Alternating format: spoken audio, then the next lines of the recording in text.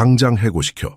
강도윤은 이틀 연속 결근한 청소부에게 전화를 걸며 스스로에게 그렇게 명령했다. 42세의 억만장자 CEO는 실패를 용납하지 않았다. 그렇게 제국을 일궈낸 사람이었다. 잘 관리된 손가락이 전화기를 쥐고 있었고 그는 머릿속으로 차갑게 내뱉을 말을 연습하고 있었다. 하지만 그가 예상하지 못한 건 전화기 너머로 들려온 6살 아이의 떨리는 목소리였다. 근데 우리 돈이 필요해요. 책상도 겨우 닿을 만한 키의 소녀가 속삭인 4마디 말. 그리고 그 말은 서울에서 가장 강력한 남자를 그의 사무실 한가운데서 얼어붙게 만들었다. 그 아이의 목소리 뒤에는 강도윤이 평생 외면해왔던 진짜 현실이 있었다. 진짜로 힘들게 살아가는 사람들. 미래라는 이름의 그 소녀는 아픈 엄마 대신 자신이 일하겠다고 제안했고 강도윤의 마음 어딘가가 조용히 무너졌다. 수천억 원짜리 회의를 아무렇지 않게 이끌던 그였지만 절박한 한 아이에게는 한마디조차 꺼내지 못하고 있었다. 그 후에 일어난 일은 단지 미래와 그녀의 엄마 인생을 바꾸는 것이 아니라 그 누구도 필요하지 않다고 믿었던 남자의 마음까지 바꾸는 계기가 되었다. 지금 이 이야기를 보고 있는 여러분, 구독과 좋아요로 저희를 응원해주세요. 놀라운 이야기들이 여러분을 기다리고 있습니다. 강도윤은 출근길에 올랐다. 아직 어둠이 가시지 않은 새벽녘, 도시가 잠에서 깨어나기도 전에 그의 일과는 시작되었다. 완벽하게 다림질된 네이비색 맞춤 수트, 윤이 나는 구두, 그리고 단정하게 빗어넘긴 머리카락까지. 그는 거울 앞에서 넥타이를 조이며 자신의 모습을 마지막으로 점검했다. 완벽했다. 항상 그랬듯이 자신의 이름을 내건 60층 빌딩 꼭대기 사무실에 도착하자 도윤은 창밖으로 펼쳐진 서울의 정형을 내려다보았다.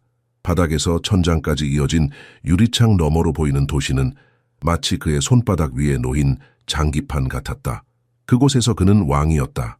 차갑고 계산적인 통치자. 실패란 존재하지 않는 세계를 만들어낸 사람.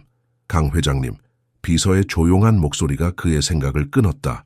정재훈은 12년째 그의 곁을 지키며 도윤의 모든 습관과 기대를 완벽하게 숙지한 사람이었다. 오늘 이사회 자료와 합병 관련 문서입니다. 도윤은 고개도 들지 않고 책상 위에 놓인 서류를 받아들었다. 그는 자료의 여백에 빨간 펜으로 정확한 메모를 남기며 오후 이사회에서 어떻게 발표할지 머릿속으로 연습하고 있었다. 그때 재훈이 다시 목을 가다듬는 소리가 들렸다. 무슨 일이지? 도윤은 마침내 고개를 들었다. 비서의 불편한 표정에 그의 눈썹이 살짝 올라갔다. 보고 드릴 일이 있습니다. 재훈의 목소리는 조심스러웠다. 2층 청소를 담당하는 박 여사가 이틀 연속 출근하지 않았습니다. 도윤은 차가운 시선으로 비서를 바라보았다. 수천억의 합병건을 앞두고 있는 그에게 청소부의 출결 사항이라니. 그는 평소처럼 알아서 처리하라는 말을 하려다 멈췄다. 연락은 해봤나? 연락이 닿지 않습니다. 인사팀에서도 연락을 시도했지만 응답이 없습니다. 도윤은 서류를 덮고 의자의 등을 기댔다. 그의 회사에서 무당 열근은 용납되지 않았다. 특히 그가 직접 관리하는 2층에서는 누구든 규칙은 지켜야 했다. 그것이 그가 이 제국을 세운 방식이었다. 전화번호를 주게. 재훈이 종이에 적힌 번호를 건넸다. 도윤은 그것을 받아들고 잠시 손가락 사이에서 돌렸다. 그가 직접 이런 일에 나서는 것은 이례적이었지만 그는 원칙의 사람이었다. 아무리 사소한 일이라도 그의 세계에 균열이 생기는 것을 허용할 수 없었다. 전화기를 들고 번호를 누르는 동안 그는 이미 무슨 말을 할지 준비하고 있었다. 단호하고 냉정한 경고, 2번의 무당 열근에 대한 책임을 물을 것이다. 그의 직원들은 그가 실수를 용납하지 않는다는 것을 알았다. 전화벨이 여러 번 울린 후 마침내 누군가 받았다. 그러나 예상했던 지친 중년 여성의 목소리가 아니었다. 대신 들려온 것은 너무나 작고 불안정한, 거의 속삭임에 가까운 어린아이의 목소리였다. 도윤은 그 순간 처음으로 당황했다. 60층 높이의 빌딩에서도 그를 흔들 수 없었던 세상이 한 어린아이의 목소리 앞에서 순간적으로 무너져 내렸다. 여보세요? 도윤의 목소리가 흔들렸다. 그는 자신의 귀를 의심했다. 전화기 너머에서 들려오는 아이의 목소리는 그의 단단하게 쌓아올린 냉정함을 단번에 무너뜨렸다. 잠시 침묵이 이어졌다. 누구신가요? 어린 목소리가 다시 들렸다. 두려움과 경계심이 가득한 음성이었다. 도윤은 목을 가다듬었다. 비서가 그를 주시하고 있었기에 그는 재빨리 침착함을 되찾으려 애썼다. 나는 박 여사가 일하는 회사의 사람이다. 박 여사와 통화할 수 있을까? 또 다시 침묵이 이어졌다. 도윤은 보통 이런 상황에서 참지 못하고 재촉했겠지만 지금은 그저 기다렸다. 엄마는 말할 수 없어요. 아이의 목소리가 더 작아졌다. 엄마는 많이 아파요. 그 순간 도윤의 가슴 한 구석이 묘하게 조여들었다. 그는 평소였다면 단호하게 그럼 언제 돌아올 수 있는지 물어봐라 라고 말했을 것이다. 하지만 무언가가 그를 멈추게 했다. 내 이름이 뭐니? 자신도 예상치 못한 부드러운 어조로 그가 물었다. 미래예요. 6살이에요. 아이의 대답이 들려왔다. 미래. 이름 하나가 그의 머릿속을 스쳤다. 그는 수천 개의 이름을 외우고 있었다. 주요 주주들, 경쟁사 CEO들, 각국 정부 인사들. 하지만 이 작은 목소리의 주인공 미래라는 이름은 그 어떤 것보다 선명하게 그의 마음에 새겨졌다. 미래야, 엄마가 많이 아프시니? 도윤은 다시 물었다. 네, 어제부터요. 열이 많이 나고 계속 기침해요. 일어날 수도 없어요. 미래의 목소리에는 어린 나이에 감당하기 힘든 걱정이 묻어났다. 엄마가 일하러 가야 한다고 했는데 못 가서 걱정하고 있어요. 도윤은 눈을 감았다. 그의 머릿속에 이미지가 떠올랐다. 아픈 몸으로도 출근을 걱정하는 여성과 그런 어머니를 돌보려는 6살 아이.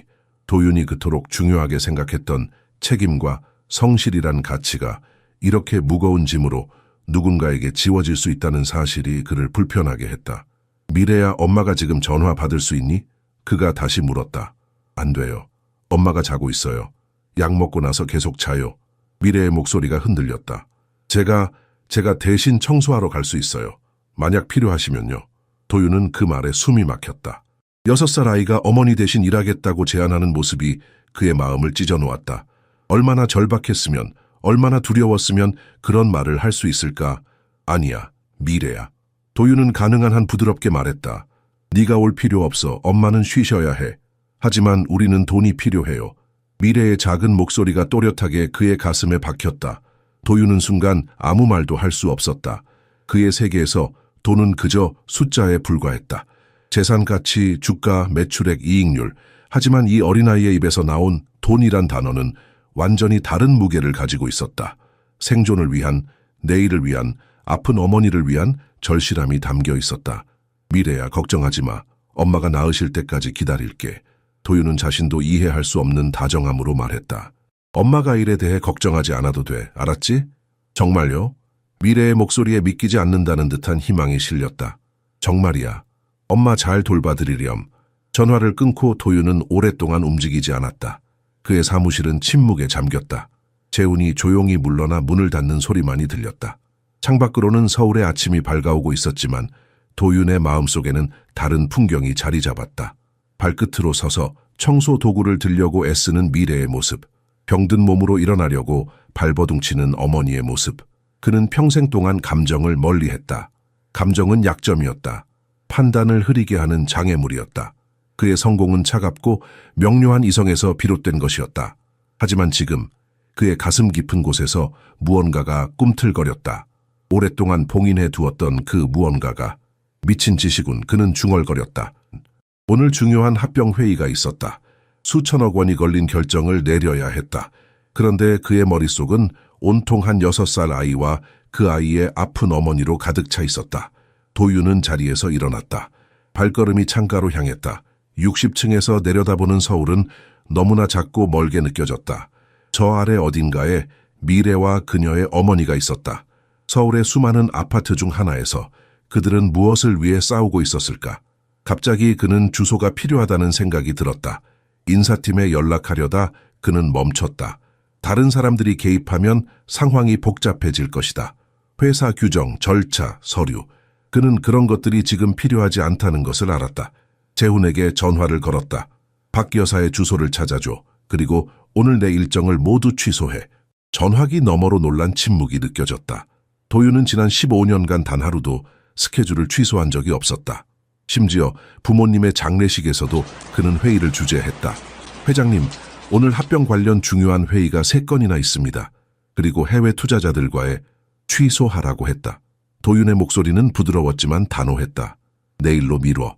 이유는 묻지 마. 30분 후 도윤은 자신의 벤츠를 직접 몰고 서울의 외곽으로 향했다. 박 여사의 주소는 덕양구의 오래된 다세대 주택이었다. 그가 평소에 발길도 닿지 않는 동네였다. 차가 낡은 골목으로 들어서자 사람들이 그를 쳐다보았다. 이곳에서 그의 차는 너무 튀었다. 주차를 하고 그는 주변을 둘러보았다. 좁은 골목길, 빨랫줄에 걸린 옷가지들, 오래된 가게들의 간판. 이곳은 그가 알던 서울과는 다른 세계였다. 그의 세계가 유리와 강철로 이루어진 반면 이곳은 사람 냄새와 시간의 흔적으로 가득했다. 미래가 살고 있을 건물 앞에 도착했을 때 도윤은 잠시 멈춰 서서 자신이 무슨 일을 하고 있는지 의문이 들었다. 왜 그는 여기에 왔는가? 무엇을 기대하고 있는가? 이것은 분명 그답지 않은 행동이었다. 하지만 동시에 오랜만에 느끼는 이 혼란스러운 감정이 이상하게 생생하게 느껴졌다. 3층으로 올라가는 계단은 좁고 어두웠다. 벽지는 오래되어 군데군데 벗겨져 있었고 페인트 냄새와 김치 냄새가 섞여 있었다. 그는 걸음을 멈추고 깊게 숨을 들이마셨다. 평소에 도윤이라면 이런 환경에 혐오감을 느꼈을 것이다. 하지만 지금은 이상하게도 편안함을 느꼈다. 이곳에는 그가 잊고 지냈던 무언가가 있었다. 미래의 집 문 앞에 서서 도윤은 주저하며 손을 들어 올렸다. 그리고 조심스럽게 문을 두드렸다. 문을 두드린 후 도윤은 심장이 빠르게 뛰는 것을 느꼈다. 그는 숨을 깊게 들이쉬며 침착함을 유지하려고 했었다. 초인종도 없는 낡은 철문 앞에서 그는 이질적인 존재처럼 서 있었다. 잠시 후 작은 발소리가 들려왔고 문이 조금 열렸다. 틈새로 미래의 작은 얼굴이 보였다. 그녀의 큰 눈이 도윤을 올려다보았다. 그녀는 분홍색 한복 원피스를 입고 있었고 머리는 조금 헝클어져 있었다. 그녀의 얼굴은 창백했지만 눈빛은 놀라울 정도로 단단했다. 안녕 미래야. 도윤이 부드럽게 말했다. 나 기억하니 아까 전화했던 사람이야. 미래는 문틈을 조금 더 넓혔다. 엄마 회사 사람이요? 그래, 내 이름은 강도윤이야. 그는 자신이 누구인지 더 설명하려다가 멈췄다. 6살 아이에게 자신이 재벌 그룹의 회장이라는 사실은 아무런 의미가 없을 것이다. 너희 엄마가 어떻게 지내는지 보러 왔어. 미래는 잠시 고민하는 듯했다. 그녀의 눈에는 경계심과 함께 어린 나이에 맞지 않는 책임감이 서려 있었다. 어깨 너머로 집안을 한번 돌아본 후 그녀는 문을 좀 더 열어 도윤을 들어오게 했다. 아파트 내부는 작고 단촐했다. 20평도 안 되는 공간의 주방과 거실, 그리고 작은 방 하나가 전부였다. 그러나 이 작은 공간은 놀라울 정도로 정갈하게 정돈되어 있었다. 낡았지만 깨끗한 가구들, 반들반들하게 닦인 바닥, 창가에 놓인 작은 화분까지. 이곳에는 애정 어린 손길이 닿아 있었다. 구석에 놓인 좁은 침대 위에 한 여인이 누워 있었다. 박 여사였다.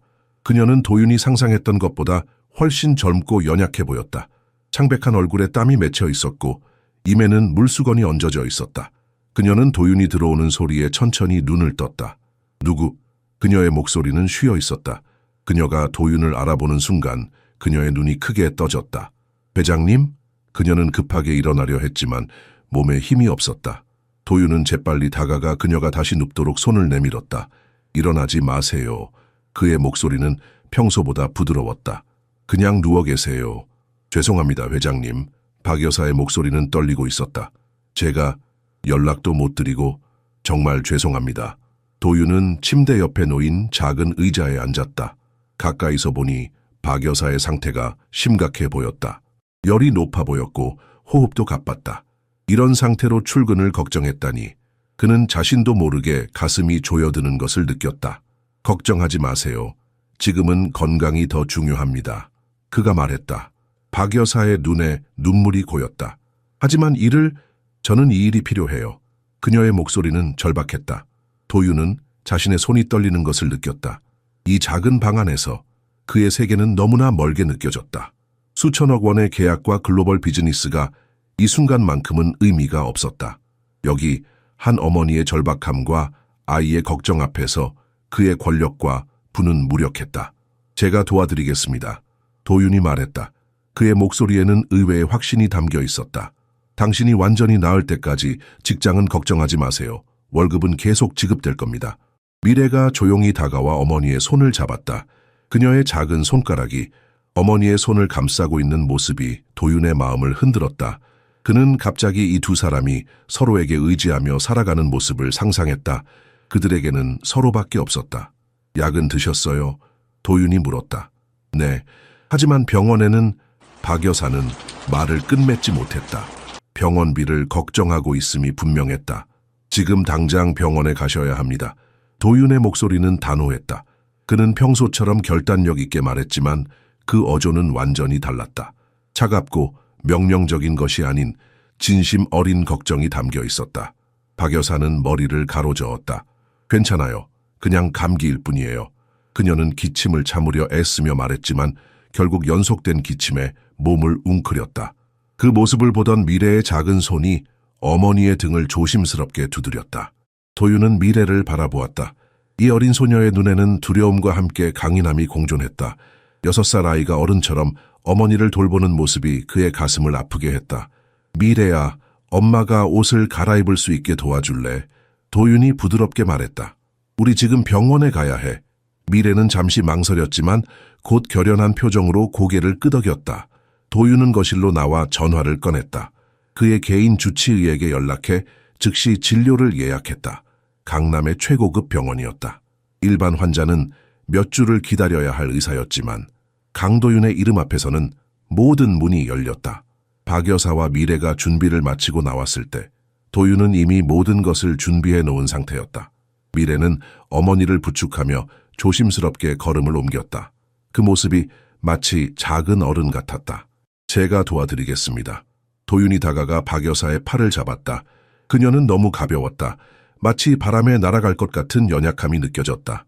세 사람이 건물 밖으로 나왔을 때 골목 주민들이 놀란 눈으로 그들을 바라보았다. 고급 양복을 입은 낯선 남자가 박 여사와 미래를 부축하는 모습이 이 동네에서는 이질적인 광경이었다. 도윤의 검은 벤츠 앞에 서자 미래의 눈이 커졌다. 우와, 정말 멋진 차예요. 그녀가 작은 목소리로 말했다. 도윤은 미소를 지었다. 그는 이 차를 살 때 어떤 감정도 느끼지 않았다. 그저 그의 지위에 맞는 차를 선택했을 뿐이었다. 하지만 지금 미래의 반짝이는 눈을 보니 이상하게 뿌듯한 마음이 들었다. 차 안에서 미래는 조심스럽게 가죽 시트를 만졌다. 정말 부드러워요. 그녀가 속삭였다. 도윤은 백미러로 그녀를 바라보았다. 미래는 어머니의 손을 꼭 잡고 있었다. 그녀의 작은 얼굴에는 걱정과 호기심이 뒤섞여 있었다. 병원으로 향하는 동안 도윤은 계속해서 생각에 잠겼다. 이런 경험은 처음이었다. 그는 평생 자신의 세계에서만 살아왔다.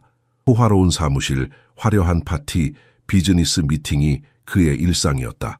다른 사람의 고통이나 어려움은 그저 통계나 보고서에 불과했다.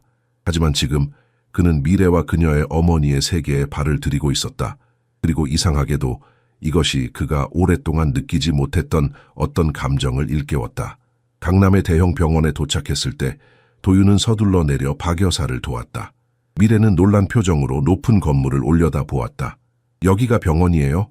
그래, 여기서 엄마가 빨리 나을 수 있을 거야. 도윤이 대답했다. 병원 로비에 들어서자마자 직원들이 달려와 도윤을 맞이했다. 강 회장님, 모든 준비가 되어 있습니다. 미래는 어리둥절한 표정으로 도윤을 바라보았다. 회장님이요? 도윤은 순간 당황했다. 미래에게 자신이 누구인지 설명한 적이 없었다. 그녀에게 자신은 그저 엄마 회사 사람이었을 뿐이다. 내 엄마가 일하는 회사의 사장이야. 그가 간단히 대답했다. 미래의 눈이 더욱 커졌다. 정말요? 엄마가 대단한 회사에서 일하나 봐요. 박 여사는 특실에 입원했다. 도윤의 지시로 병원 최고의 의사들이 그녀를 진찰했다. 진단은 심한 폐렴이었다. 의사는 치료가 늦었다면 위험할 수도 있었다고 말했다. 도윤은 그 말을 듣고 몸이 차가워지는 것을 느꼈다. 아이와 단둘이 사는 어머니가 아플 때 의지할 곳이 없다는 것은 어떤 느낌일까? 그는 상상조차 할 수 없었다. 병실에는 커다란 창문이 있어 서울의 정영이 내려다 보였다. 미래는 창가에 서서 눈을 반짝이며 도시를 바라보았다. 우리 집도 보여요? 도윤은 그녀의 곁으로 다가갔다. 아마 저 멀리 있을 거야. 그가 말했다. 실제로는 이 고급 병원에서 미래의 집이 있는 동네는 보이지도 않을 만큼 멀었다. 그것은 단순히 물리적 거리만이 아니었다. 그것은 두 세계 사이의 간극이었다. 미래는 창가에 손바닥을 대고 서 있었다. 그녀의 작은 손가락이 유리에 닿아 있었다. 도윤은 문득 그 작은 손이 얼마나 많은 일을 해왔을지 생각했다. 어쩌면 어머니가 아플 때마다, 어쩌면 매일 밤 미래야 배고프지 않니? 도윤이 물었다. 그녀는 고개를 저었지만 그 순간 그녀의 배에서 꼬르륵 소리가 났다. 미래의 얼굴이 붉어졌다. 도윤은 미소를 지었다. 우리 같이 뭐 좀 먹자. 엄마는 지금 약 때문에 주무실 거야. 병원 식당에서 도윤은 미래가 좋아할 만한 음식을 주문했다. 햄버거, 감자튀김, 그리고 딸기 우유. 평소에 그가 결코 먹지 않는 음식들이었다. 미래는 처음에는 수줍어했지만 곧 배고픔을 이기지 못하고 음식에 손을 뻗었다. 천천히 먹어. 도윤이 말했다. 다 너를 위한 거야. 미래는 입 주변에 케첩을 묻히며 먹었다. 그녀의 순수한 기쁨이 도윤의 마음을 따뜻하게 했다. 얼마나 오랜만에 느끼는 감정인지 그도 알 수 없었다. 집에서는 누가 요리해? 도윤이 물었다. 엄마요. 하지만 엄마가 늦게 오면 제가 해요. 미래가 대답했다. 라면은 정말 잘 끓여요. 그리고 밥도 할 수 있어요. 도윤의 가슴이 아팠다. 6살 아이가 스스로 끼니를 챙겨야 한다는 사실이 믿기지 않았다. 미래야 아빠는 어디 계시니? 그가 조심스럽게 물었다. 미래의 얼굴에서 미소가 사라졌다. 그녀는 감자튀김을 손가락으로 만지작거리며 말했다. 모르겠어요. 저 태어났을 때 이미 안 계셨대요. 도윤은 더 이상 묻지 않았다. 그는 자신도 모르게 미래의 머리를 쓰다듬었다. 그녀의 부드러운 머리카락 사이로 손가락이 지나갔다. 그는 누군가를 이렇게 다정하게 대한 것이 언제였는지 기억나지 않았다. 식사를 마치고 그들은 다시 병실로 돌아왔다. 박 여사는 여전히 자고 있었다. 주사 바늘이 그녀의 가느다란 팔에 꽂혀 있었고 모니터에는 그녀의 생체 신호가 표시되고 있었다. 미래는 침대 옆 의자에 앉아 어머니의 손을 잡았다. 그녀의 작은 눈꺼풀이 점점 무거워 보였다. 오랜 긴장과 걱정, 그리고 배부른 식사 후의 나른함이 그녀를 졸음으로 이끌고 있었다. 좀 쉬는 게 어떨까? 도윤이 제안했다. 그는 간호사를 불러 추가 침대를 준비해달라고 요청했다. 미래는 고개를 저었다. 저는 괜찮아요. 엄마 옆에 있을 거예요. 그녀의 목소리는 강인했지만 그녀의 작은 몸은 이미 피로에 굴복하고 있었다. 도윤은 그녀 옆에 앉았다. 내가 여기 있을게. 네가 잠깐 눈을 붙이는 동안 엄마를 지켜볼게. 미래는 의심스러운 눈으로 그를 바라보았다. 정말 가지 않으실 거예요? 약속해. 도윤이 대답했다. 그 말에 미래는 마침내 안심한 듯 눈을 감았다. 얼마 지나지 않아 그녀는 의자에 기대어 잠이 들었다. 병실은 밤의 정적에 잠겼다. 창밖으로 서울의 불빛이 반짝이고 있었다. 도윤은 의자에 앉아 자고 있는 미래와 박 여사를 바라보았다. 미래는 결국 의자에서 잠이 들었고 간호사가 가져다준 담요가 그녀의 작은 몸을 덮고 있었다. 그녀의 얼굴은 잠든 상태에서도 걱정스러운 표정을 짓고 있었다. 6살 아이의 얼굴에 그런 표정이 자리 잡고 있다는 것이 도윤은 견딜 수 없었다. 휴대폰이 진동했다. 재훈이었다. 그는 조용히 병실을 나와 복도에서 전화를 받았다. 회장님, 미국 측 투자자들이 합병 계약에 관해 문의해 왔습니다. 내일 오전 화상회의를 요청했습니다. 재훈의 목소리는 평소처럼 차분했지만 그 안에 긴장감이 묻어 있었다. 도윤은 창밖을 바라보았다. 이 순간까지 그의 인생에서 사업보다 중요한 것은 없었다. 그러나 지금 그의 마음은 병실 안에 두 사람에게 가 있었다. 내일 오전에는 내가 참석할 수 없을 것 같네. 그가 말했다. 전화 너머로 재훈의 놀란 침묵이 느껴졌다. 강도윤이 중요한 비즈니스 미팅을 거절한 것은 처음이었다. 회장님, 이 계약은 매우 중요합니다. 우리가 3년 동안 추진해온. 알고 있네. 도윤이 부드럽게 그의 말을 끊었다. 하지만 지금은 더 중요한 일이 있어. 자네가 대신 참석해주게. 모든 권한을 위임하겠네. 재훈은 잠시 말을 잇지 못했다. 회장님 괜찮으신 겁니까? 도윤은 미소를 지었다. 걱정 말게. 나는 괜찮네. 오히려 아주 오랜만에 명확하게 보고 있는 것 같아. 통화를 마친 후 도윤은 잠시 복도에 서 있었다. 병원의 조용한 밤 공기가 그를 감쌌다. 그는 자신이 오늘 하루 동안 얼마나 많이 변했는지 생각했다. 아침에 그가 미래의 전화를 받았을 때와 지금, 그 사이에 무언가 근본적인 것이 그의 내면에서 움직였다. 다시 병실로 들어가자 미래가 뒤척이고 있었다. 그녀는 꿈을 꾸는 듯 작게 신음했다. 도윤은 그녀 곁으로 다가가 무의식적으로 손을 뻗어 그녀의 머리를 쓰다듬었다. 그의 손길에 미래의 얼굴이 편안해졌다. 괜찮아. 그가 속삭였다. 이제 괜찮을 거야. 그는 잠시 자신의 행동에 놀랐다. 그는 언제부터 이렇게 다정한 사람이 되었는가?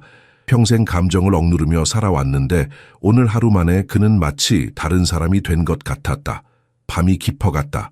도윤은 의자에 앉아 미래와 박 여사를 지켜보았다. 그는 자신의 인생에서 이런 시간을 가져본 적이 없었다. 그저 누군가를 바라보며 그들의 안전을 염려하는 것. 그것은 이상하게도 평화로웠다. 새벽녘 박 여사가 깨어났다.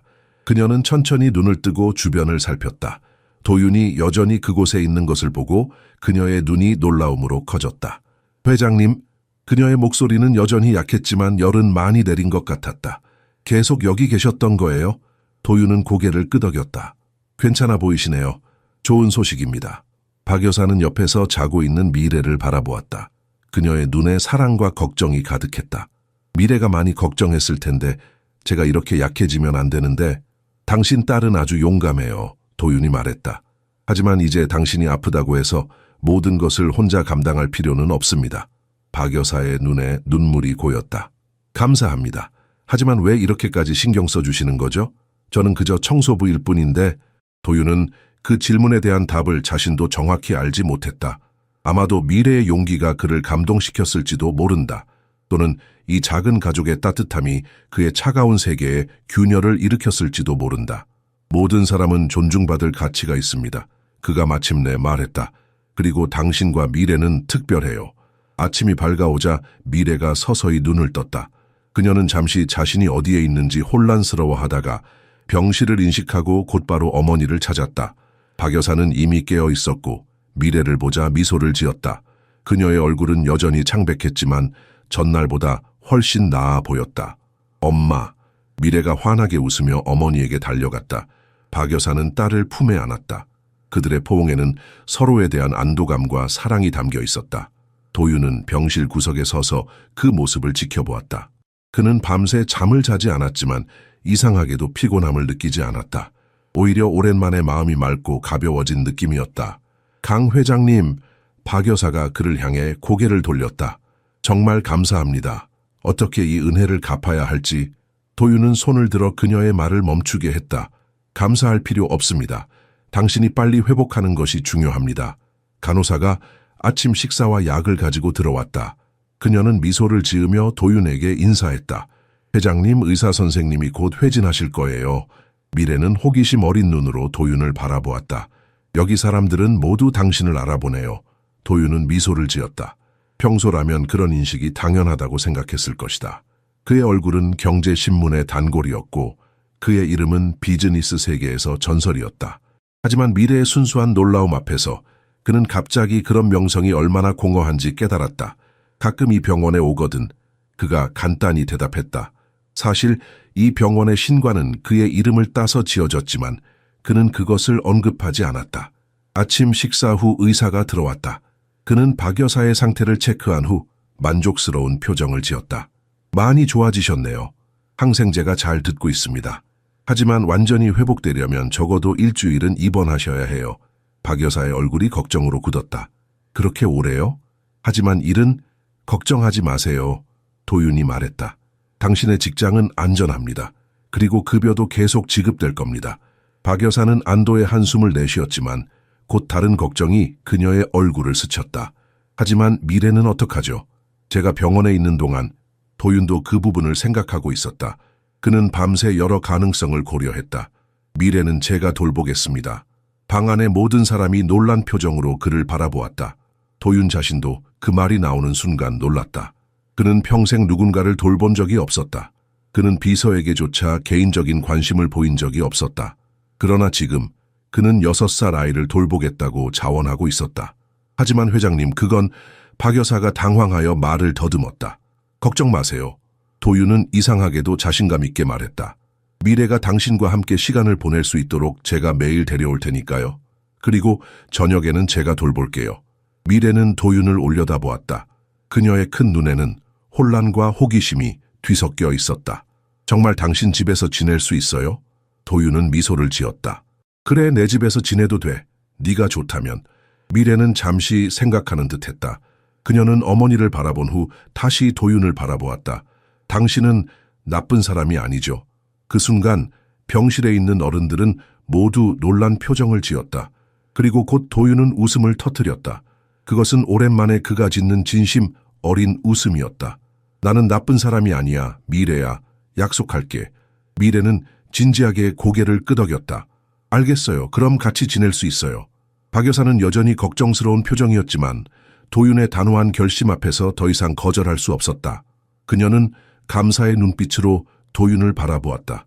오후가 되자 도윤은 미래와 함께 병원을 나섰다. 그는 자신의 비서에게 미래가 필요할 만한 물건들을 박 여사의 집에서 가져오도록 지시했다. 미래의 옷까지, 좋아하는 인형, 그리고 그녀의 책들. 재훈은 평소와 달리 질문하지 않고 지시를 따랐다. 그는 도윤의 얼굴에서 전에 본 적 없는 결연함을 보았다. 우리 어디로 가요? 미래가 채 올라타면서 물었다. 그녀는 안전벨트를 스스로 매며 도윤을 올려다보았다. 내 집으로 가는 거야. 도윤이 대답했다. 거기서 지내게 될 거야. 미래는 호기심 어린 눈으로 창밖을 바라보았다. 차가 도심을 가로질러 강남의 고급 주택가로 향했다. 거리의 풍경이 바뀌기 시작했다. 오래된 건물들과 작은 가게들이 점점 더 현대적이고 세련된 건물들로 바뀌었다. 여기 사람들은 모두 부자인가요? 미래가 물었다. 도윤은 잠시 그 질문을 생각했다. 그는 자신이 부자라는 것을 당연하게 여겨왔다. 그것은 그저 그의 정체성의 일부였다. 하지만 미래의 눈을 통해 보니 그의 세계가 얼마나 특권적인지 갑자기 깨달았다. 많은 사람들이 열심히 일해서 여기 살게 되었어. 그가 마침내 대답했다. 미래는 고개를 끄덕였다. 엄마도 정말 열심히 일해요. 하지만 우리는 여기 살지 않아요. 도윤은 목구멍이 조여오는 느낌을 받았다. 그 단순한 관찰에는 너무나 많은 진실이 담겨 있었다. 세상은 공평하지 않았다. 아무리 열심히 일해도 절대 이런 동네에 살 수 없는 사람들이 있었다. 그리고 그는 평생 그 불평등을 당연하게 여겨왔다. 여기 도착했어. 도윤이 말했다. 그들은 한강이 내려다 보이는 고급 아파트, 단지 앞에 멈췄다. 경비원이 달려와 문을 열어주었다. 강 회장님, 안녕하십니까? 경비원이 공손하게 인사했다. 그는 미래를 보고 잠시 놀란 표정을 지었지만 곧 미소를 지었다. 이 어린 아가씨는 누구신가요? 내 손님이야. 도윤이 간단히 대답했다. 그는 미래의 손을 잡아주었다. 그녀의 작은 손이 그의 손 안에서 따뜻하게 느껴졌다. 로비를 지나 전용 엘리베이터로 향하는 동안 미래는 눈을 크게 뜨고 주변을 구경했다. 대리석 바닥, 화려한 샹들리에, 그리고 로비를 장식하는 예술 작품들. 모든 것이 그녀에게는 새롭고 신기한 세계였다. 여기 정말 예뻐요. 그녀가 속삭였다. 엘리베이터는 그들을 펜트하우스로 데려갔다. 문이 열리자 넓은 공간이 그들 앞에 펼쳐졌다. 도윤의 집은 모던하고 미니멀한 스타일로 꾸며져 있었다. 거대한 유리창을 통해 서울의 정형이 내려다 보였다. 하지만 그 넓은 공간에는 이상하게도 삶의 흔적이 거의 없었다. 모든 것이 완벽하게 정돈되어 있었고 개인적인 사진이나 장식품은 찾아볼 수 없었다. 미래는 조심스럽게 한 발짝 내디뎠다. 그녀의 작은 발자국이 광택나는 마루에 희미한 소리를 냈다. 여기 사람들이 살아요? 도윤은 그 질문에 웃음을 참을 수 없었다. 그래, 나 혼자 살고 있어. 혼자요? 미래의 눈이 커졌다. 이렇게 큰 집에 혼자 사는 건 무섭지 않아요? 도윤은 잠시 생각했다. 그는 한 번도 자신의 집이 무섭다고 느낀 적이 없었다. 오히려 그는 이 공간이 자신을 보호해주는 요새라고 생각해왔다. 하지만 지금 미래의 말을 듣고 보니 이곳은 정말 텅 비어 있었다. 삶에 온기가 없었다. 때로는 조금 외롭기도 해. 그가 솔직하게 대답했다. 미래는 도윤을 올려다보았다. 그녀의 눈에는 순수한 이해가 담겨 있었다. 괜찮아요. 이제 제가 여기 있으니까 외롭지 않을 거예요. 도윤의 가슴이 따뜻해졌다. 그는 미래의 머리를 쓰다듬었다. 고마워, 미래야. 재훈이 미래의 짐을 가져왔다. 작은 캐리어 하나와 토끼 인형이 든 가방이 전부였다. 도윤은 그 소박함에 가슴이 아팠다. 6살 아이의 소지품이 이렇게 적다니. 자신의 옷장만 해도 이 아이의 모든 물건보다 더 크고 값비쌌다. 미래야, 네 방을 보여줄게. 도윤이 말했다. 그는 거의 사용하지 않던 손님방으로 그녀를 안내했다. 방은 미니멀하게 꾸며져 있었지만 침대는 크고 편안했다. 이 방이 마음에 드니? 미래는 방을 둘러본 후 환하게 웃었다. 정말 커요. 호텔 같아요. 도윤은 미소를 지었다. 그는 재훈에게 아이에게 필요한 물건들을 더 구해오라고 지시했었다. 곧 다양한 장난감과 책, 그리고 아이용 옷들이 도착할 것이다. 하지만 그보다 더 중요한 것은 미래가 이곳에서 안전하고 편안하게 느끼는 것이었다. 배고프니? 도윤이 물었다. 미래는 고개를 끄덕였다. 네, 조금요. 도윤은 주방으로 향했다. 그의 주방은 최신식 가전제품으로 가득했지만 사실 그는 거의 요리를 하지 않았다. 대부분의 식사는 레스토랑에서 하거나 셰프가 준비한 음식을 먹었다. 하지만 지금은 미래를 위해 뭔가 해주고 싶었다. 냉장고를 열어보니 거의 비어 있었다. 몇 개의 생수병과 와인 몇 병이 전부였다. 도윤은 당황했다. 미래에게 줄 것이 아무것도 없었다. 보통 뭘 먹니? 그가 미래에게 물었다. 미래는 잠시 생각했다. 라면이요. 엄마가 피곤할 때는 제가 직접 끓여요. 도윤은 라면을 가진 적이 없었다. 그는 휴대폰을 꺼내 재훈에게 전화했다. 식료품을 좀 배달해줘. 아이가 먹을 수 있는 것들로. 그리고 라면도 부탁해. 30분 후 도착한 식료품 속에는 다양한 종류의 라면, 과일, 우유, 빵, 그리고 간식들이 가득했다. 미래는 그 많은 음식들을 보고 눈이 휘둥그레졌다. 이게 다 우리 거예요? 그녀가 믿을 수 없다는 듯이 물었다. 도윤은 고개를 끄덕였다. 그래, 네가 먹고 싶은 걸 골라. 미래는 신중하게 신라면 한 봉지를 골랐다. 이거 만들어도 돼요? 도윤은 잠시 망설였다. 그는 라면을 끓이는 법을 몰랐다. 수십억 원의 계약서에 서명할 수 있는 사람이 간단한 라면 하나 끓이지 못한다는 사실이 갑자기 우스꽝스럽게 느껴졌다. 같이 만들어보자. 그가 제안했다. 미래는 의자를 끌어와 싱크대 앞에 섰다. 그녀는 전문가처럼 냄비에 물을 붓고 불을 켰다. 도윤은 그녀가 너무 어린 나이에 이런 일에 능숙한 것이 마음 아팠지만 동시에 그녀의 독립심에 감탄했다. 물이 끓으면 면을 넣고 그 다음에 스프를 넣어요.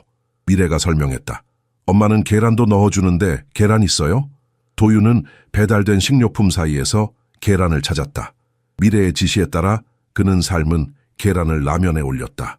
냄비에서 김이 모락모락 올라왔고 라면 냄새가 주방을 가득 채웠다. 함께 식탁에 앉아 라면을 먹으면서 도윤은 이상한 평화로움을 느꼈다. 그는 평소 미슐랭 스타 레스토랑에서 식사를 했지만 이 단순한 라면이 그 어떤 고급 요리보다 맛있게 느껴졌다. 맛있니? 그가 물었다. 미래는 입 주변에 국물을 묻히며 활짝 웃었다. 네, 정말 맛있어요. 도윤은 자신도 모르게 웃고 있었다. 그는 언제 마지막으로 이렇게 순수하게 웃었는지 기억나지 않았다. 비즈니스 세계에서의 그의 웃음은 항상 계산된 것이었다. 하지만 지금 이 순간 그의 웃음은 진심이었다. 내일은 내 엄마에게 가볼까? 도윤이 제안했다. 미래의 얼굴이 환하게 빛났다. 정말요? 엄마가 보고 싶어요. 그래, 내일 아침 일찍 갈 거야. 엄마에게 줄 선물도 사자. 저녁 시간 도윤은 미래를 목욕시키는 문제에 직면했다. 그는 평생 자신 외에 다른 사람을 돌본 적이 없었다. 어린아이를 돌보는 것은 그에게 완전히 새로운 영역이었다. 미래야 목욕할 시간이야. 그가 조심스럽게 말했다. 미래는 TV 앞에서 고개를 들었다. 도윤이 그녀를 위해 켜준 애니메이션에 푹 빠져 있었다. 혼자 할 수 있어요. 도윤은 안도의 한숨을 내쉬었다. 그래도 내가 도와줄게. 욕실은 이쪽이야. 그의 마스터 욕실은 대리석과 유리로 꾸며진 럭셔리한 공간이었다. 자쿠지 욕조와 넓은 샤워 부스, 그리고 이중 세면대가 있었다. 미래는 놀란 눈으로 욕실을 둘러보았다. 우와, 수영장 같아요. 그녀가 감탄했다. 도윤은 욕조에 따뜻한 물을 채우고 아이용 샴푸와 바디워시를 준비했다. 이것들은 재훈이 미래를 위해 구해온 물건들 중 일부였다. 미래는 욕조에 들어가기 전에 조심스럽게 물을 만져보았다. 따뜻하네요. 그녀가 미소 지었다. 도윤은 문을 살짝 열어둔 채 미래에게 프라이버시를 주었다. 그는 바로 밖에서 기다리며 그녀가 필요한 것이 있는지 가끔 물었다. 목욕 중인 미래의 노랫소리가 욕실에서 흘러나왔다. 아이다운 순수한 즐거움이 담긴 그 노래를 들으며 도윤은 따뜻한 감정에 휩싸였다. 목욕을 마친 미래는 도윤이 준비해둔 수건으로 몸을 감쌌다. 그녀의 머리카락은 젖어서 더 까맣게 보였고 그녀의 얼굴은 목욕 후 상기되어 있었다. 도윤 아저씨, 잠옷이 필요해요. 그녀가 말했다. 도윤 아저씨. 그 호칭이 이상하게 그의 마음을 따뜻하게 했다. 지금까지 그를 호칭과 함께 부른 사람은 대부분 강 회장님이라고 불렀다. 하지만 미래의 입에서 나온 아저씨라는 말은 그를 인간적으로 만들었다. 그는 더 이상 회사의 CEO가 아니라 그저 한 사람이었다. 미래의 짐 가방에서 그는 작은 분홍색 잠옷을 찾아냈다. 그것은 낡고 여러 번 세탁한 흔적이 있었지만 깨끗했다. 미래는 잠옷을 입고 거실로 나왔다. 이제 이 빗으로 머리 빗어줄게. 도윤이 말했다. 그는 소파에 앉아 미래를 자신의 무릎 위에 앉혔다. 조심스럽게 그녀의 머리카락을 빗기 시작했다. 아프지 않아? 그가 물었다. 미래는 고개를 저었다. 엄마는 항상 머리끝부터 빗어요. 그럼 덜 아파요. 도윤은 그녀의 조언을 따랐다. 그는 어린 소녀의 머리카락을 부드럽게 빗으며 이것이 얼마나 친밀하고 소중한 순간인지 깨달았다. 그의 손가락이 미래의 까만 머리카락 사이로 지나갈 때 그는 자신이 이 아이에게 애정을 느끼기 시작했다는 것을 인정할 수밖에 없었다. 우리 이제 자야 할 것 같아. 머리를 다 빗은 후 도윤이 말했다. 이야기 해주실 거예요? 미래가 물었다. 도윤은 잠시 당황했다. 이야기? 네. 잠들기 전에 엄마는 항상 이야기를 해줘요. 미래의 목소리에는 그리움이 담겨 있었다. 도윤은 자신이 아는 동화가 있는지 생각해 보았다. 그는 어린 시절에 들었던 이야기들을 거의 기억하지 못했다. 그의 부모님은 바빴고 그는 대부분 혼자서 책을 읽으며 자랐다. 미안해 미래야. 나는 이야기를 잘 모르겠어. 그가 솔직하게 인정했다. 미래는 잠시 실망한 표정을 지었지만 곧 밝게 웃었다. 괜찮아요. 제가 아저씨에게 이야기해드릴게요. 그렇게 그들의 역할은 뒤바뀌었다. 미래는 침대에 누워 토끼와 거북이의 이야기를 도윤에게 들려주었다. 그녀의 작은 목소리는 확신에 차 있었고 때로는 극적인 효과를 위해 손짓을 더하기도 했다. 도윤은 그녀의 이야기에 빠져들었다. 아이의 순수한 관점에서 다시 듣는 오래된 동화는 그에게 새로운 의미로 다가왔다. 이야기가 끝날 무렵 미래의 눈꺼풀이 무거워지기 시작했다. 잘 자 미래야. 도윤이 부드럽게 말했다. 잘 자요 도윤 아저씨. 미래가 졸린 목소리로 대답했다. 내일 엄마 보러 가는 거 잊지 마세요. 약속할게. 도윤은 그녀의 이마에 조심스럽게 키스를 했다. 그 순간 그는 자신이 완전히 다른 사람이 되어가고 있음을 느꼈다. 미래가 잠든 후 도윤은 거실로 나왔다. 그는 소파에 앉아 창밖으로 서울의 야경을 바라보았다. 도시의 불빛이 한강 위에 반짝이고 있었다. 그는 오랫동안 이 전망을 즐겨왔지만 오늘 밤 그것은 다르게 느껴졌다. 그의 집은 평소보다 더 생동감 있게 느껴졌다. 미래의 작은 신발이 현관에 놓여 있었고 그녀의 코트가 소파 위에 걸쳐져 있었다. 부엌 싱크대에는 그들이 함께 먹은 라면 그릇이 있었다. 이 작은 흔적들이 그의 완벽하게 정돈된 공간에 따뜻함을 더했다. 도윤은 휴대폰을 집어들었다. 수십 개의 부재중 전화와 메시지가 있었다. 대부분 회사 일과 관련된 것들이었다. 그는 평소였다면 밤늦게까지 이 메시지들에 답하고 내일의 회의를 준비했을 것이다. 하지만 오늘 그는 그것들을 무시하고 갤러리 앱을 열었다. 오늘 병원에서 그는 미래와 함께 찍은 사진 한 장을 가지고 있었다. 그들이 카페테리아에서 점심을 먹을 때 미래가 휴대폰으로 사진을 찍자고 요청했었다. 그 사진에서 미래는 환하게 웃고 있었고 도윤은 어색하지만 진심 어린 미소를 짓고 있었다. 그는 오랫동안 그 사진을 바라보았다. 그의 얼굴은 카메라 앞에서 낯설게 느껴졌다. 그는 항상 비즈니스 행사나 공식 석상에서 촬영된 사진에 익숙했다. 그 사진들에서 그는 항상 완벽하게 통제된 표정을 짓고 있었다. 하지만 이 사진에서 그는 행복해 보였다. 도윤은 작은 한숨을 내쉬었다. 그는 미래와 박 여사를 만난 지 겨우 이틀밖에 되지 않았지만 그들은 이미 그의 삶에 깊은 흔적을 남기고 있었다. 그는 자신이 왜 이렇게 그들에게 끌리는지 이해할 수 없었다. 아마도 그것은 미래의 순수함 때문일 것이다. 또는 박 여사의 강인함과 헌신 때문일지도 모른다. 또는 그것은 그가 오랫동안 부정해온 자신의 내면의 외로움 때문일 수도 있다. 도윤은 자신의 삶을 돌아보았다. 그는 모든 것을 가진 것처럼 보였다. 성공적인 사업, 엄청난 부, 사회적 지위. 하지만 그는 정작 중요한 것을 놓치고 있었다. 가족, 사랑, 진정한 연결. 그의 부모님은 오래전에 돌아가셨고 그는 너무 일에 몰두한 나머지 친밀한 관계를 형성할 시간을 가지지 못했다. 그의 집은 넓고 럭셔리했지만 미래가 지적했듯이 그것은 외롭고 차가웠다. 반면에 박 여사와 미래의 작은 아파트는 비록 좁고 소박했지만 사랑과 따뜻함으로 가득 차 있었다. 도윤은 갑자기 자신의 휴대폰으로 재훈에게 메시지를 보냈다. 내일 아침 일정을 모두 취소해. 그리고 아이를 위한 선물을 준비해줘. 6살 여자아이에게 좋을 만한 것으로. 그는 잠시 생각한 후 추가 메시지를 보냈다. 그리고 박 여사의 집 상태를 확인해. 수리가 필요한 부분이 있는지 알아봐. 전체적인 리모델링을 계획하고 있어.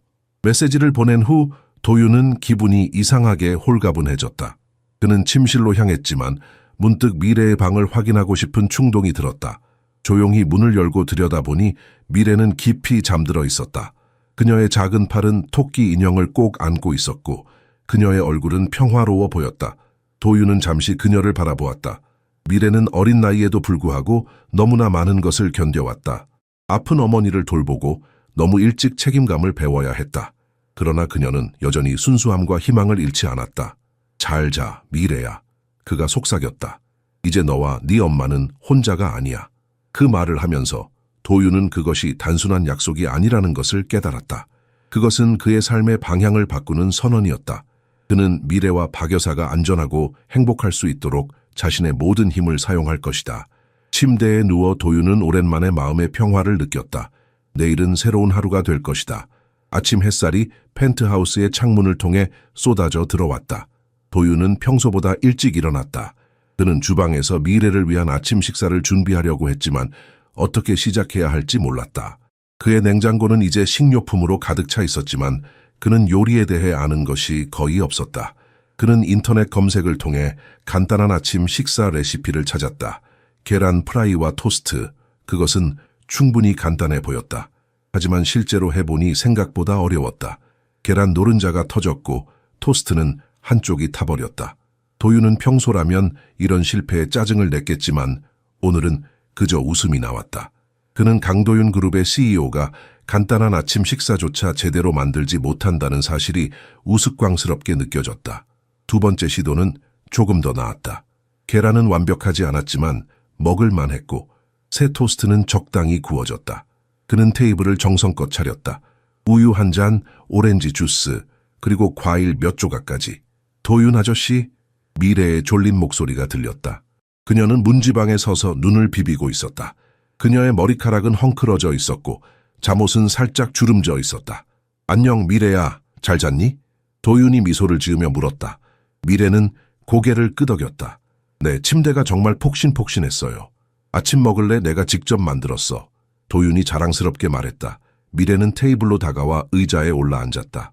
그녀는 음식을 호기심 어린 눈으로 살펴보았다. 아저씨가 만든 거예요?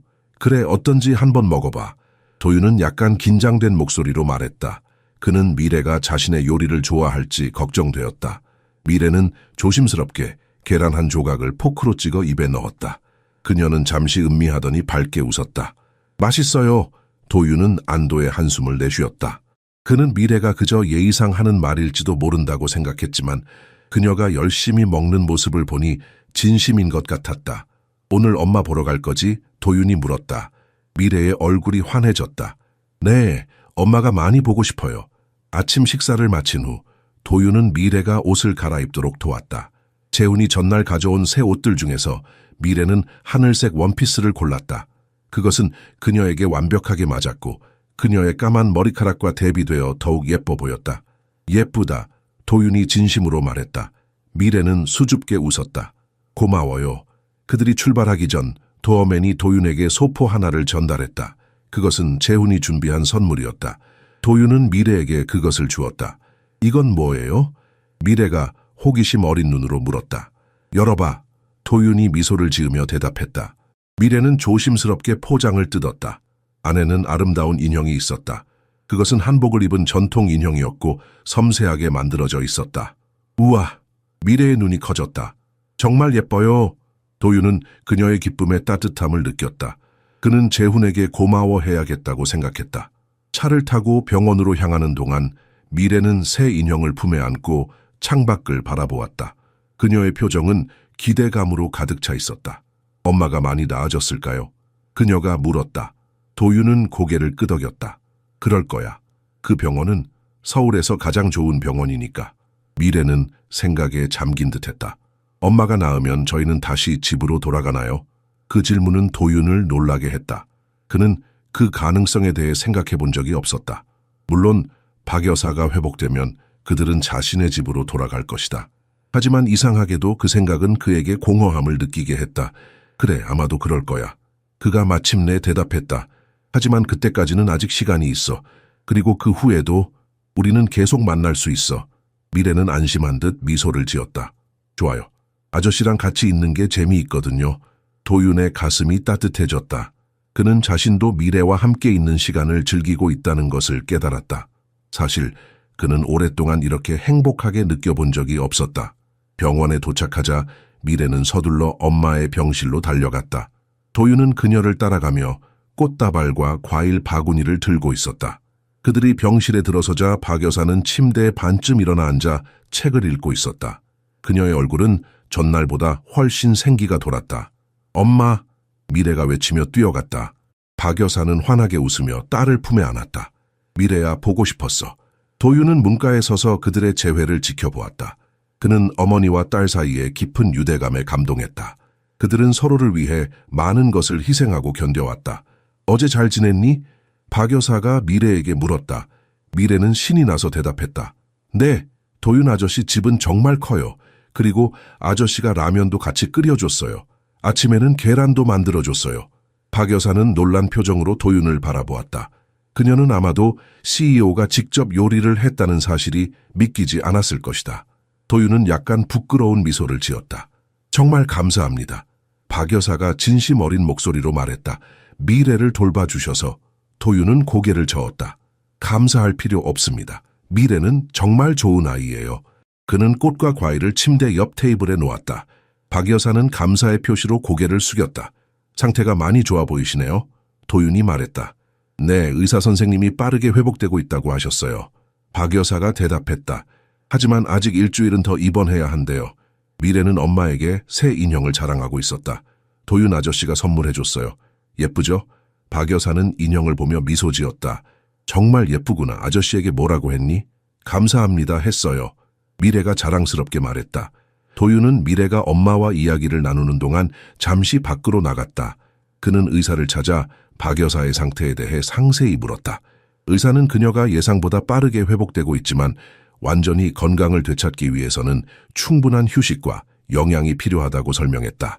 도윤은 머리를 끄덕였다. 최선의 치료를 부탁드립니다. 비용은 문제가 되지 않습니다. 그가 병실로 돌아왔을 때 미래는 침대 위에 앉아 엄마에게 도윤의 집에 대한 이야기를 열심히 하고 있었다. 그녀의 목소리는 흥분으로 가득 차 있었고 손짓도 활발했다. 아저씨, 집에는 수영장 같은 욕조도 있어요. 그리고 창문으로 보이는 서울이 정말 예뻐요. 박 여사는 딸의 이야기를 들으며 미소 짓고 있었지만 그녀의 눈에는 걱정이 서려 있었다. 도윤은 그녀가 무엇을 걱정하는지 알 수 있었다.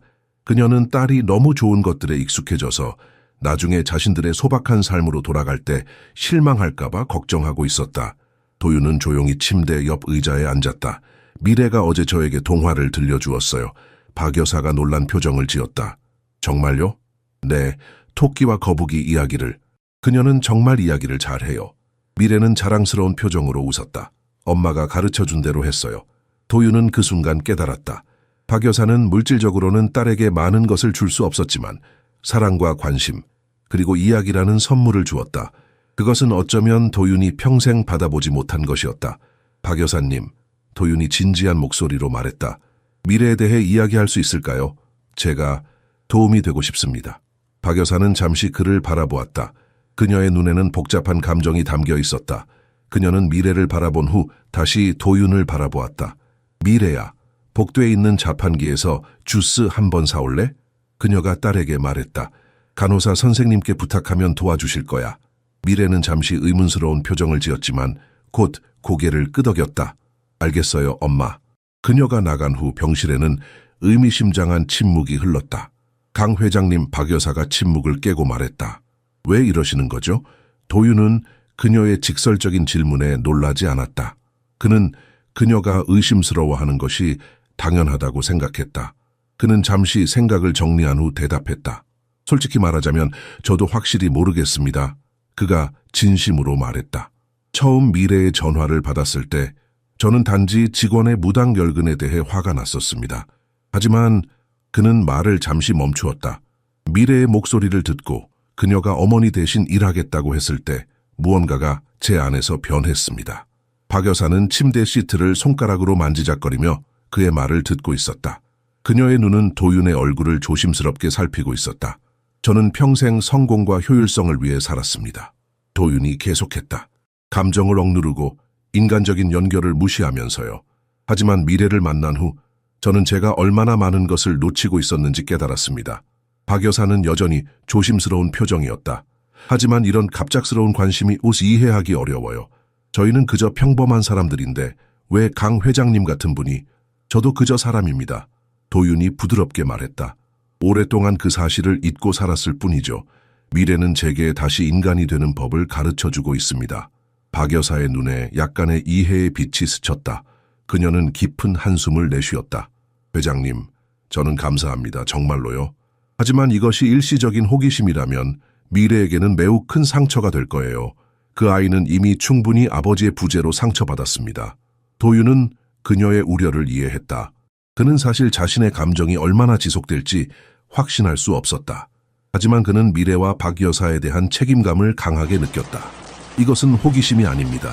그가 확신을 담아 말했다. 저는 진심으로 당신과 미래를 돕고 싶습니다. 단기적으로는 당신이 완전히 회복될 때까지 미래를 돌보는 것이고 장기적으로는 그는 잠시 생각했다. 당신이 더 나은 환경에서 살 수 있도록 돕고 싶습니다. 더 나은 집, 더 나은 직장을. 박 여사의 표정이 경직되었다. 자선이 필요한 게 아닙니다. 저는 제 힘으로 미래를 키워왔고 앞으로도 그럴 겁니다. 도윤은 자신이 실수했다는 것을 깨달았다. 그는 박 여사의 자존심을 건드렸다. 자선이 아닙니다. 제가 제안하는 것은 기회입니다. 당신은 능력 있는 분이라는 것을 알고 있습니다. 저희 회사에서 더 나은 위치를 제공하고 싶습니다. 당신의 능력에 맞는 자리를. 박 여사는 놀란 표정을 지었다. 제 능력이요? 저는 그저 청소부입니다. 그렇지 않습니다. 도윤이 대답했다. 미래가 당신에 대해 이야기하는 것을 들었습니다. 당신이 과거의 학교 교사였다는 것을요. 박 여사의 눈이 커졌다. 미래가 그런 이야기를 했나요? 네. 그녀는 엄마가 자신에게 많은 것을 가르쳐준다고 했어요. 이야기도 들려주고 책도 읽어주고요. 그것은 교육자의 본능입니다. 박 여사의 눈에 눈물이 고였다. 그건 오래전 일이에요. 미래의 아버지가 우리를 버리고 난 후 저는 모든 것을 잃었습니다. 직장, 집, 자존심까지. 도윤은 마음이 아팠다. 그는 이제 이 여인이 얼마나 많은 어려움을 견뎌왔는지 조금이나마 이해할 수 있었다. 홀로 아이를 키우며 생존을 위해 자신의 꿈과 자부심을 포기해야 했던 그녀의 삶, 다시 시작할 수 있습니다. 도윤이 부드럽게 말했다. 저희 회사 교육부서에서 일할 수 있을 거예요. 직원 교육이나 복지 프로그램을 담당하는 일이죠. 당신의 경험과 지식이 큰 도움이 될 겁니다. 박 여사는 말을 잇지 못했다. 그녀의 눈에서 눈물이 흘러내렸다. 그것은 오랫동안 억눌러온 감정들의 분출이었다. 왜요? 그녀가 마침내 속삭였다. 왜 저희를 도우려는 거죠? 도윤은 진심을 담아 대답했다. 미래가 저에게 했던 것처럼 저도 당신에게 도움의 손길을 내밀고 싶기 때문입니다. 미래가 주스를 들고 병실로 돌아왔을 때 그녀는 엄마의 눈이 젖어 있는 것을 알아챘다. 그녀는 걱정스러운 표정으로 엄마에게 다가갔다. 엄마 왜 울어요? 그녀가 조심스럽게 물었다. 박 여사는 얼른 눈물을 닦았다. 괜찮아 미래야. 그냥 행복해서 그래. 미래는 의심스러운 표정으로 도윤을 바라보았다. 도윤은 미소를 지으며 고개를 끄덕였다. 내 엄마는 정말 대단한 사람이구나. 미래는 자랑스러운 표정을 지었다. 그러며 우리 엄마는 세상에서 제일 대단해요. 박 여사는 딸을 품에 안았다. 그녀의 눈에서 다시 눈물이 흘러내렸지만 이번에는 기쁨의 눈물이었다. 도윤은 그들의 강한 유대감을 지켜보며 따뜻한 감정을 느꼈다. 그는 자신이 이 작은 가족의 일부가 될 수 있기를 희망했다. 미래야, 도윤이 말했다. 네 엄마와 나는 중요한 이야기를 나누었어. 엄마가 완전히 나아지면 너희는 새로운 집으로 이사하게 될 거야. 그리고 엄마는 우리 회사에서 새로운 일을 하게 될 거야. 미래의 눈이 커졌다. 정말요? 엄마가 더 이상 청소 안 해도 돼요? 박 여사는 부드럽게 딸의 머리를 쓰다듬었다. 그래 미래야, 엄마가 예전에 선생님이었던 것 기억나? 이제 비슷한 일을 하게 될 거야. 우와, 미래가 환호했다. 그럼 엄마가 저에게 가르쳐주던 것처럼 다른 사람들에게도 가르쳐주는 거예요? 그래, 그런 거야. 박 여사가 미소를 지으며 대답했다. 도윤은 이 대화를 듣고 있는 동안 자신의 내면에서 일어나는 변화를 느꼈다. 그는 더 이상 냉정하고 거리를 두는 CEO가 아니었다. 그는 인간적인 연결과 공감의 가치를 다시 발견한 사람이었다. 그리고 미래야 도윤이 계속했다. 네가 원한다면 우리는 계속 만날 수 있어. 난 너희 두 사람이 내 인생에 들어와서 정말 기뻐. 미래는 도윤에게 달려가 그의 허리를 껴안았다. 저도요, 도윤 아저씨는 저의 제일 좋은 친구예요. 도윤은 미래의 작은 몸을 부드럽게 안아주었다. 그는 그녀의 순수한 애정에 감동받았다. 이 작은 소녀는 그의 삶에 빛을 가져왔고 그의 얼어붙은 마음을 녹였다. 약속할게, 미래야. 그가 진지하게 말했다. 이제 너와 네 엄마는 혼자가 아니야. 내가 항상 곁에 있을게. 박 여사는 침대에서 그들을 지켜보고 있었다. 그녀의 얼굴에는 여전히 불안과 의심의 흔적이 남아 있었지만 그곳에는 또한 희망의 빛도 있었다. 그녀는 오랜 시간 동안 혼자서 모든 짐을 짊어져 왔다. 이제 그 짐을 함께 나눌 사람이 생겼다는 것은 두렵지만 동시에 위안이 되는 생각이었다. 도윤은 미래를 아는 채로 창밖을 바라보았다. 서울의 하늘은 맑았고 햇살이 병실을 밝게 비추고 있었다. 그는 이 순간을 영원히 기억하고 싶었다. 미래의 따뜻한 포옹, 박 여사의 희망 어린 미소, 그리고 그의 가슴 속에서 느껴지는 새로운 시작의 감각. 한 통의 전화가 그의 인생을 완전히 바꿔놓았다. 하루 전만 해도 그는 자신이 가진 것으로 충분하다고 생각했다. 하지만 지금 그는 자신에게 진정으로 필요했던 것이 무엇인지 깨달았다. 그것은 바로 가족이었고 사랑이었고 인간적인 연결이었다. 우리 셋이 함께, 도윤이 조용히 말했다. 새로운 시작을 만들어보자. 미래는 활짝 웃으며 고개를 끄덕였다. 박 여사도 조심스럽게 미소를 지었다. 그들 앞에는 불확실한 미래가 놓여 있었지만 이제 그들은 그것을 함께 마주할 수 있었다. 그리고 그것이 바로 희망의 시작이었다.